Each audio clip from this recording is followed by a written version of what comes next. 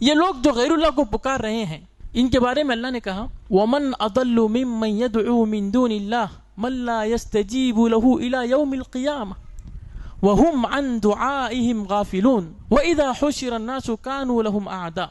اللہ نے کہا وَمَنْ أَضَلُّ مِمَّنْ يَدْعُو مِن دُونِ اللَّهِ. دنیا میں اس شخص سے بڑھ کر اس شخص سے زیادہ کون گمراہ ہوگا؟ گمراہی کی بہت ساری چیزیں ہو سکتی ہیں، خسارے میں نقصان میں ہونے کی بہت ساری مثالیں ہو سکتی ہیں، لیکن قرآن کہہ رہا ہے کہ دنیا میں سب سے زیادہ نقصان، سب سے زیادہ خسارے میں رہنے والا، سب سے زیادہ بیوقوفی کا کام کرنے والا وہ ہے کہ جو اللہ کے علاوہ کسی کو پکار رہا ہے، اور اللہ کے علاوہ جو بھی ہے، اللہ کے علاوہ جس کسی کو پکارا جا رہا ہے وہ حال کیا ہے کہ من لا یستجیب الی یوم القیامہ، وہ قیامت تک اس کی پکار کو سن نہیں سکتے، نہیں سن سکتے وہ، کیونکہ سننے کی طاقت کس کی ہے؟ صرف اللہ کی. سننے کی طاقت کس کی ہے؟ صرف اللہ کی ہے. دل کی بھی، ظاہر کی بھی، یہ اکیلے بھی بولو، سب بولو، کس لحاظ سے بھی بولو، سمیع وہی اکیلا ہے. السمیع کون ہے؟ وہ اکیلا ہے. دل کی بھی سنتا ہے، یعنی دل کی بھی سنتا ہے اور ظاہر کی بھی سنتا ہے. ظاہر کی بھی ہم سنتے ہیں لیکن دو کی نہیں سن سکتے.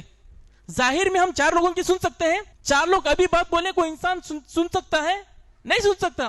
اللہ ایسا ہے کہ سارے انسان، سارے جن، سارے فرشتے، سارے مچھلیاں اور درندے چرندے پرندے ہی نہیں، کنکر، سارے پتے بھی اگر ایک ساتھ پکارے وہ اللہ اتنا بڑا ہے کہ ہر ایک کیسے سنے گا جیسے ایک کی سنتا ہے.